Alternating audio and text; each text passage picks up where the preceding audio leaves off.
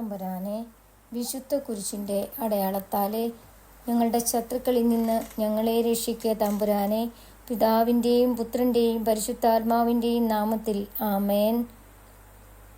ആദിമുതൽ ഉണ്ടായിരുന്നതും ഞങ്ങൾ കേട്ടതും സ്വന്തം കണ്ണുകണ്ട് കണ്ടതും സൂക്ഷിച്ചു വീക്ഷിച്ചതും കൈകൊണ്ട് സ്പർശിച്ചതുമായ ജീവന്റെ വചനത്തെപ്പറ്റി ഞങ്ങൾ അറിയിക്കുന്നു.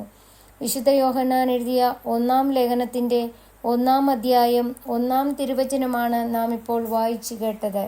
വിശുദ്ധ ലൂക്ക എഴുതിയ സുവിശേഷം അധ്യായം 23. പീലാത്തോസിൻ്റെ മുമ്പിൽ. അനന്തരം അവരുടെ സംഘം ഒന്നാകെ എഴുന്നേറ്റ് അവനെ പീലാത്തോസിൻ്റെ മുമ്പിലേക്ക് കൊണ്ടുപോയി. അവർ അവൻ്റെ മേൽ കുറ്റം ചുമത്താൻ തുടങ്ങി. ഈ മനുഷ്യൻ ഞങ്ങളുടെ ജനത്തെ വഴിതെറ്റിക്കുകയും സീസറിന് നികുതി കൊടുക്കുന്നത് നിരോധിക്കുകയും താൻ രാജാവായ ക്രിസ്തുവാണെന്ന് അവകാശപ്പെടുകയും ചെയ്യുന്നതായി ഞങ്ങൾ കണ്ടിരിക്കുന്നു. പീലാത്തോസ് അവനോട് ചോദിച്ചു, നീ യഹൂദരുടെ രാജാവാണോ? അവൻ മറുപടി പറഞ്ഞു, നീ തന്നെ പറയുന്നുവല്ലോ. പീലാത്തോസ് പുരോഹിത പ്രമുഖന്മാരോടും ജനക്കൂട്ടത്തോടും പറഞ്ഞു, ഞാൻ ഈ മനുഷ്യനിൽ ഒരു കുറ്റവും കാണുന്നില്ല. അവരാകട്ടെ നിർബന്ധപൂർവം പറഞ്ഞു, ഇവൻ ഗലീലി മുതൽ ഇവിടം വരെയും യൂദയായിലെങ്ങും പഠിപ്പിച്ചുകൊണ്ട് ജനത്തെ ഇളക്കിവിടുന്നു. ഹെറോദേസിന്റെ മുമ്പിൽ. ഇത് കേട്ട് പീലാത്തോസ്, ഈ മനുഷ്യൻ ഗലീലക്കാരനാണോ എന്ന് ചോദിച്ചു. അവൻ ഹെറോദേസിന്റെ അധികാരത്തിൽപ്പെട്ടവനാണെന്ന് അറിഞ്ഞപ്പോൾ പീലാത്തോസ് അവനെ അവൻ്റെ അടുത്തേക്ക് അയച്ചു. ആ ദിവസങ്ങളിൽ ഹെറോദേസ് ജെറുസലേമിലുണ്ടായിരുന്നു. ഹെറോദേസ് യേശുവിനെ കണ്ടപ്പോൾ അത്യധികം സന്തോഷിച്ചു. എന്തെന്നാൽ അവൻ യേശുവിനെ പറ്റി കേട്ടിരുന്നതുകൊണ്ട് അവനെ കാണാൻ ആഗ്രഹിച്ചിരുന്നു. അവൻ ചെയ്യുന്ന ഏതെങ്കിലും ഒരു അത്ഭുതം കാണാമെന്ന് പ്രതീക്ഷിക്കുകയും ചെയ്തിരുന്നു. അതിനാൽ അവൻ പലതും അവനോട് ചോദിച്ചു. പക്ഷേ അവനൊന്നിനും ഉത്തരം പറഞ്ഞില്ല. പ്രധാന പുരോഹിതന്മാരും നിയമജ്ഞരും അവൻ്റെ മേൽ ആവേശപൂർവ്വം കുറ്റം ചുമത്തിക്കൊണ്ട് ചുറ്റും നിന്നിരുന്നു. ഹെറോദേസ് പടയാളികളോട് ചേർന്ന് അവനോട് നിന്ദ്യമായി പെരുമാറുകയും അവനെ അധിക്ഷേപിക്കുകയും ചെയ്തു. അവൻ യേശുവിനെ പകിട്ടേറിയ വസ്ത്രം ധരിപ്പിച്ച് പീലാത്തോസിൻ്റെ അടുത്തേക്ക് തിരിച്ചയച്ചു. അന്നു മുതൽ ഹെറോദേസും പീലാത്തോസും പരസ്പരം സ്നേഹിതന്മാരായി. മുൻപ് അവർ ശത്രുതയിലാണ് കഴിഞ്ഞിരുന്നത്. യേശുവിനെ വിധിക്കുന്നു.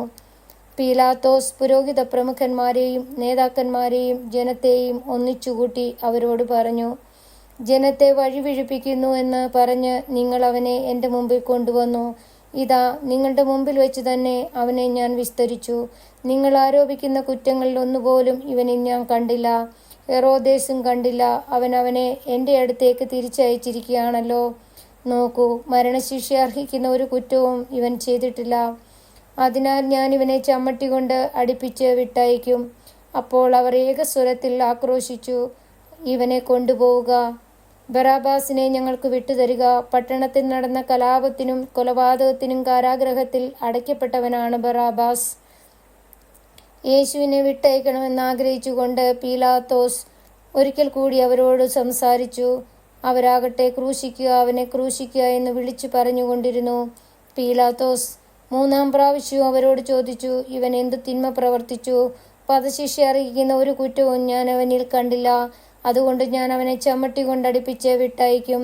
അവനെ ക്രൂശിക്കണമെന്ന് അവർ നിർബന്ധപൂർവം ഉച്ചത്തിൽ വിളിച്ചു പറഞ്ഞുകൊണ്ടിരുന്നു. അവസാനം അവരുടെ നിർബന്ധം തന്നെ വിജയിച്ചു. അവർ ആവശ്യപ്പെട്ടത് അനുവദിച്ചു കൊടുക്കുവാൻ പീലാത്തോസ് തീരുമാനിച്ചു.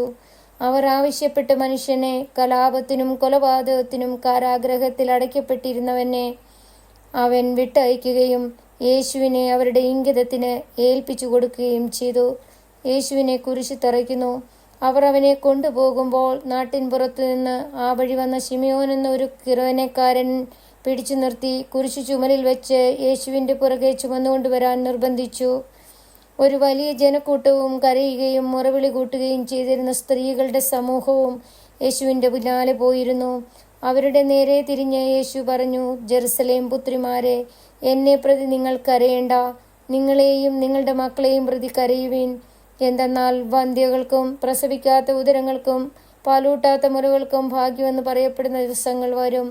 അന്നവർ പർവ്വതങ്ങളോട് ഞങ്ങളെ മേൽ വീഴുക എന്നും കുന്നുകളോട് ഞങ്ങളെ മൂടിക്കളയുക എന്നും പറയാൻ തുടങ്ങും. പച്ചത്തടിയോട് അവർ ഇങ്ങനെയാണ് ചെയ്യുന്നതെങ്കിൽ ഉണങ്ങിയതിന് എന്ത് സംഭവിക്കും? കുറ്റവാളികളായ മറ്റു 2 പേരോടുകൂടെ അവനോടൊപ്പം വധിക്കാൻ അവർ കൂട്ടിക്കൊണ്ടുപോയി. തലയോടെന്ന് വിളിക്കപ്പെടുന്ന സ്ഥലത്ത് അവർ വന്നു. അവിടെ അവർ അവനെ കുരിശിൽ തറച്ചു. ആ കുറ്റവാളികളെയും ഒരുവനെ അവന്റെ വലതുവശത്തും ഇതരനെ ഇടതുവശത്തും ക്രൂശിച്ചു. യേശു പറഞ്ഞു, പിതാവേ, അവരോട് ക്ഷമിക്കണമേ, അവർ ചെയ്യുന്നതെന്തെന്ന് അവർ അറിയുന്നില്ല. അവന്റെ വസ്ത്രങ്ങൾ ഭാഗിച്ചെടുക്കാൻ അവർ കുറിയിട്ടു. ജനം നോക്കി നിന്നു. പ്രമാണികളാട്ടെ അവനെ പരിഹസിച്ചു പറഞ്ഞു, ഇവൻ മറ്റുള്ളവരെ രക്ഷിച്ചു. ഇവൻ ദൈവത്തിന്റെ ക്രിസ്തുവാണെങ്കിൽ, അവിടുത്തെ തിരഞ്ഞെടുക്കപ്പെട്ടവനാണെങ്കിൽ തന്നെ തന്നെ രക്ഷിക്കട്ടെ. പടയാളികൾ അടുത്തു വന്ന് വിനാഗിരി കൊടുത്ത് അവനെ പരിഹസിച്ചു പറഞ്ഞു, നീ യഹൂദരുടെ രാജാവാണെങ്കിൽ നിന്നെ തന്നെ രക്ഷിക്കുക. അവൻ യഹൂദരുടെ രാജാവ് എന്ന ഒരു ലിഖിതവും അവന്റെ തലയ്ക്ക് മീതെ ഉണ്ടായിരുന്നു.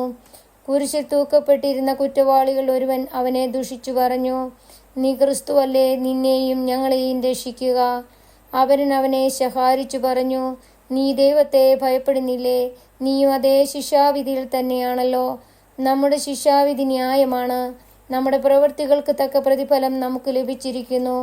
ഇവൻ ഒരു തെറ്റും ചെയ്തിട്ടില്ല. അവൻ തുടർന്നു, യേശുവേ, നീ നിന്റെ രാജ്യത്ത് പ്രവേശിക്കുമ്പോൾ എന്നെയും ഓർക്കണമേ. യേശു അവനോട് അരുളിച്ചെയ്തു, സത്യമായി ഞാൻ നിന്നോട് പറയുന്നു, നീ ഇന്ന് എന്നോടുകൂടെ പർദീസായിലായിരിക്കും. യേശുവിന്റെ മരണം അപ്പോൾ ഏകദേശം 6-ാം മണിക്കൂറായിരുന്നു. 9-ാം മണിക്കൂർ വരെ ഭൂമി മുഴുവൻ അന്ധകാരം വ്യാപിച്ചു. സൂര്യൻ ഇരുണ്ടു. ദേവാലയത്തിലെ തിരശ്ശീല നടുവെ കീറി. യേശു ഉച്ചത്തിൽ നിലവിളിച്ചു പറഞ്ഞു, പിതാവേ, അങ്ങയുടെ കരങ്ങളിൽ എൻ്റെ ആത്മാവിനെ ഞാൻ സമർപ്പിക്കുന്നു എന്ന് പറഞ്ഞ് അവൻ ജീവൻ വെടിഞ്ഞു. ഈ സംഭവമെല്ലാം കണ്ടുകൊണ്ട് നിന്നിരുന്ന ശതാധിപൻ ദൈവത്തെ സ്തുതിച്ചു പറഞ്ഞു, ഈ മനുഷ്യൻ തീർച്ചയായും നീതിമാനായിരുന്നു. കാഴ്ച കാണാൻ കൂടിയിരുന്ന ജനക്കൂട്ടം ഇതെല്ലാം കണ്ട് മാറത്തടിച്ചുകൊണ്ട് തിരിച്ചുപോയി. അവന്റെ പരിചയക്കാരും ഗലീലയിൽ നിന്ന് അവനെ അനുഗമിച്ചിരുന്ന സ്ത്രീകളും അകലെ ഇതെല്ലാം കണ്ടുകൊണ്ട് നിന്നിരുന്നു. യേശുവിനെ സംസ്കരിക്കുന്നു. യഹൂദരുടെ ഒരു പട്ടണമായ അരിമത്തായിൽ നിന്ന് ഉള്ള ജോസഫ് എന്നൊരുവൻ അവിടെ ഉണ്ടായിരുന്നു. ആലോചനാ സംഘത്തിലെ അംഗമായ അവൻ നല്ലവനും നീതിമാനുമായിരുന്നു. അവൻ അവരുടെ ആലോചനകളിലോ പ്രവൃത്തികളിലോ പങ്കുചേർന്നിരുന്നില്ല, ദൈവരാജ്യം പ്രതീക്ഷിക്കുകയുമായിരുന്നു. അവൻ പിലാത്തോസിന്റെ അടുത്തെത്തി യേശുവിന്റെ ശരീരം ചോദിച്ചു. അവൻ അത് താഴെ ഇറക്കി ഒരു തുണിയിൽ പൊതിഞ്ഞ് പാറയിൽ വെട്ടിയുണ്ടാക്കിയതും ആരെയും അന്നുവരെ സംസ്കരിക്കപ്പെട്ടില്ലാത്തതുമായ ഒരു കല്ലറയിൽ വെച്ചു. അന്ന് ഒരുക്കത്തിന്റെ ദിവസമായിരുന്നു. സാബത്തിന്റെ ആരംഭമായിരുന്നു. ഗലീലയിൽ നിന്ന് യേശുവിനോടൊപ്പം വരുന്ന സ്ത്രീകൾ അവനോടൊപ്പം പോയി കല്ലറ കണ്ടു. അവന്റെ ശരീരം എങ്ങനെ സംസ്കരിച്ചു എന്നും കണ്ടു. അവർ തിരിച്ചു വന്ന് സുഗന്ധദ്രവ്യങ്ങളും ലേപന വസ്തുക്കളും തയ്യാറാക്കി. സാബത്തിൽ അവർ നിയമാനുസൃതം വിശ്രമിച്ചു. ലൂക്കായുടെ സുവിശേഷം അധ്യായം 24. യേശുവിന്റെ പുനരുദ്ധാനം. അവർ തയ്യാറാക്കി വെച്ചിരുന്ന സുഗന്ധദ്രവ്യങ്ങളുമായി ആഴ്ചയുടെ ആദ്യ ദിവസം അതിരാവിലെ കല്ലറയുടെ അടുത്തേക്ക് പോയി. കല്ലറയിൽ നിന്ന് കല്ല് ഉരുട്ടി മാറ്റിയിരിക്കുന്നതായി അവർ കണ്ടു. അവർ അകത്തു കടന്നു നോക്കിയപ്പോൾ കർത്താവായ യേശുവിന്റെ ശരീരം കണ്ടില്ല. ഇതിനെക്കുറിച്ച് അമ്പരന്ന് നിൽക്കവേ 2 പേർ തിളങ്ങുന്ന വസ്ത്രങ്ങൾ ധരിച്ച് അവർക്ക് പ്രത്യക്ഷപ്പെട്ടു. അവർ ഭയപ്പെട്ട് മുഖം കുനിച്ചു. അപ്പോൾ അവർ അവരോട് പറഞ്ഞു, ജീവിച്ചിരിക്കുന്നവനെ നിങ്ങൾ മരിച്ചവരുടെ ഇടയിൽ അന്വേഷിക്കുന്നത് എന്തിന്? അവൻ ഇവിടെയില്ല, ഉയർപ്പിക്കപ്പെട്ടു. മനുഷ്യപുത്രൻ പാപികളുടെ കയ്യിൽ ഏൽപ്പിക്കപ്പെടുകയും ക്രൂശിക്കപ്പെടുകയും 3-ാം ദിവസം ഉയർത്തെഴുന്നേൽക്കുകയും ചെയ്യേണ്ടിയിരിക്കുന്നുവെന്ന് താൻ ഗലീലയിലായിരുന്നപ്പോൾ തന്നെ അവൻ നിങ്ങളോട് പറഞ്ഞത് ഓർമ്മിക്കുവിൻ. അപ്പോൾ അവർ അവന്റെ വാക്കുകൾ ഓർമ്മിച്ചു. കല്ലറയെങ്കിൽ നിന്ന് തിരിച്ചു വന്ന് അവർ ഇതെല്ലാം 11 പേരെയും മറ്റെല്ലാവരെയും അറിയിച്ചു. മഗ്ദലേന മറിയവും യോവന്നെയും യാക്കോബിന്റെ അമ്മയായ മറിയവും അവരുടെ കൂടെ ഉണ്ടായിരുന്ന മറ്റ് സ്ത്രീകളുമാണ് ഇക്കാര്യങ്ങൾ അപ്പോസ്തലന്മാരോട് പറഞ്ഞത്. അവർക്കാകട്ടെ ഈ വാക്കുകൾ കെട്ടുകഥ പോലെ തോന്നിയുള്ളൂ. അവർ അവരെ വിശ്വസിച്ചില്ല. എന്നാൽ പത്രോസ് എഴുന്നേറ്റ് കല്ലറയെങ്കിലേക്ക് ഓടി. കുനിഞ്ഞകത്തേക്ക് നോക്കിയപ്പോൾ അവനെ പൊതിഞ്ഞിരുന്ന തുണികൾ തനിയെ കിടക്കുന്നത് കണ്ടു. സംഭവിച്ചതിനെ പറ്റി വിസ്മയിച്ചുകൊണ്ട് അവൻ തിരിച്ചുപോയി. എമ്മാവൂസിലേക്ക് പോയ ശിഷ്യന്മാർ. ആ ദിവസം തന്നെ അവരിൽ 2 പേർ ജെറുസലേമിൽ നിന്ന് ഏകദേശം 60 സ്താദിയോൻ അകലെയുള്ള എമ്മാവൂസ് ഗ്രാമത്തിലേക്ക് പോവുകയായിരുന്നു. ഈ സംഭവങ്ങളെക്കുറിച്ചെല്ലാം അവർ സംസാരിച്ചു കൊണ്ടിരുന്നു.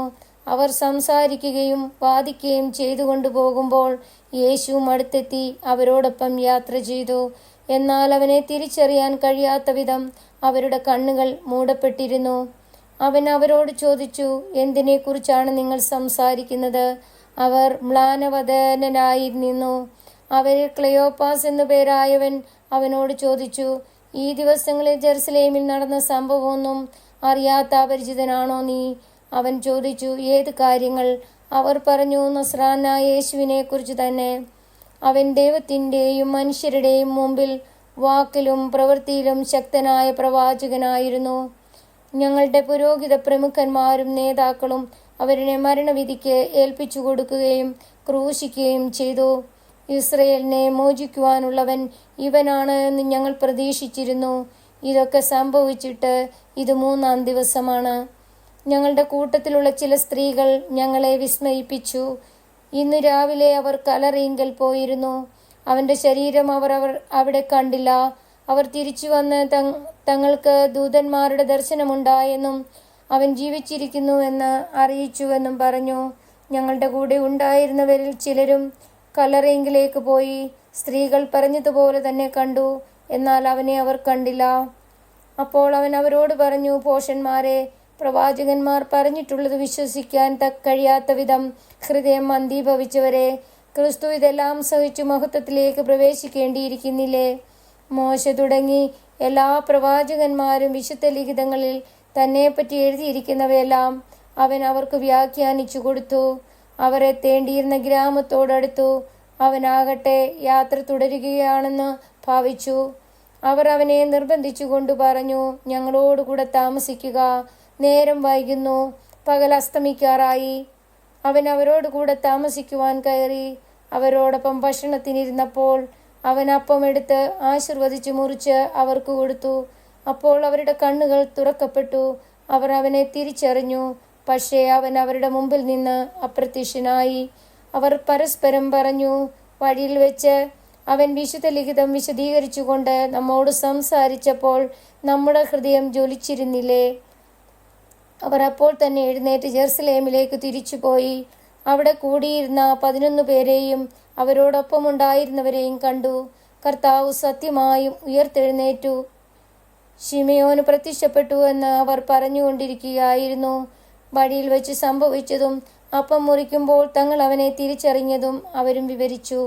യേശു ശിഷ്യഗണത്തിന് പ്രത്യക്ഷനാകുന്നു. അവർ ഇത് പറഞ്ഞുകൊണ്ടിരിക്കുമ്പോൾ യേശു അവരുടെ മധ്യേ പ്രത്യക്ഷനായി അവരോട് അരുളി ചെയ്തു, നിങ്ങൾക്ക് സമാധാനം. അവർ ഭയന്നു വിറച്ചു. ഭൂതത്തെയാണ് കാണുന്നത് എന്ന് അവർ വിചാരിച്ചു.